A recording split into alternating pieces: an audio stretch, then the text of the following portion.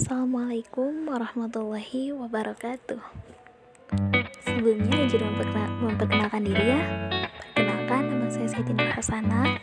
Saya mahasiswi STI Dr. KHIZ Kutakin yang saat ini duduk di semester 3. Kebetulan di sini saya akan sedikit membahas mengenai blog dan manfaatnya nih untuk pembelajaran. Jadi, langsung aja yuk. Apa itu blog? Blog merupakan singkatan dari weblog. Blog adalah website yang mengatur konten personal dalam bentuk artikel, foto, video, dan link ke website lain yang disediakan oleh penulis blog. Blog didefinisikan sebagai website yang dikelola beberapa penulis dan berisi pengalaman pribadi, observasi, dan opini dari penulis. Seringkali blog dilengkapi gambar atau link ke website lain loh. Nah, blog juga merupakan salah satu jenis website yang kontennya berisi pemikiran satu atau beberapa penulis dan memiliki urutan posting secara kronologis dari konten terbaru ke konten terlama. Nah, ada juga nih struktur pada blog.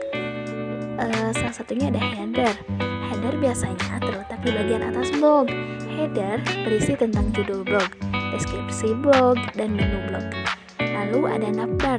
Elemen ini biasanya terletak di atas header. Fungsi dari navbar untuk mempermudah editor atau pemilik blog dalam mengelola blognya. Navbar biasanya tidak akan tampil jika diakses oleh user selain pemilik blog. Ada juga nih main blog, biasanya terletak di bagian tengah blog. Disinilah tempat di mana postingan blog berada. Pada bagian blog juga terdapat struktur seperti judul, tanggal, nama penulis, serta kolom komentar loh. Lalu ada sidebar.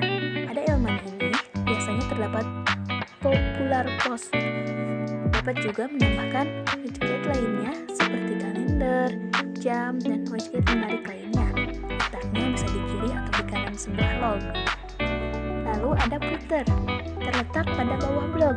Biasanya terdapat informasi singkat pemilik blog, kontak atau form subscribe untuk diisikan alamat email.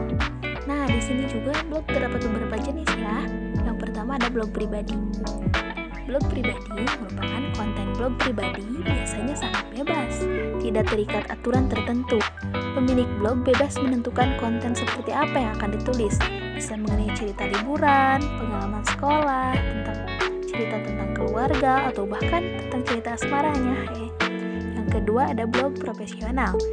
Berbeda dengan blog pribadi, blog profesional memiliki batasan tertentu dalam konten yang diterbitkan. Biasanya, blog profesional berisi konten-konten yang dapat menunjukkan profesionalitas pemilik blog di suatu bidang.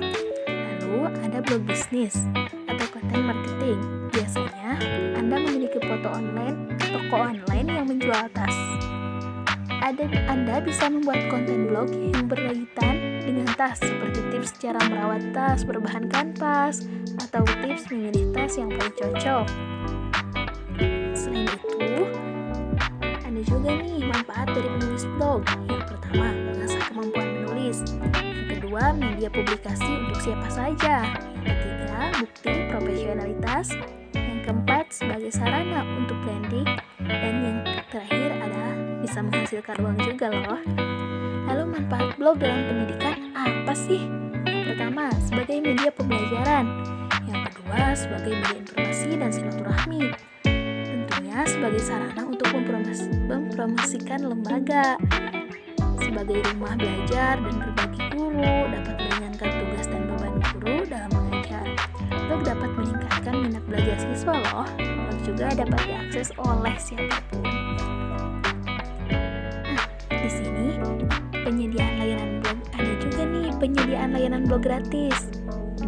Salah satunya ada wordpress.com, medium.com, page.com, webs.com, blogger.com, dan tumblr.com. Oke guys, sekilas mungkin tentang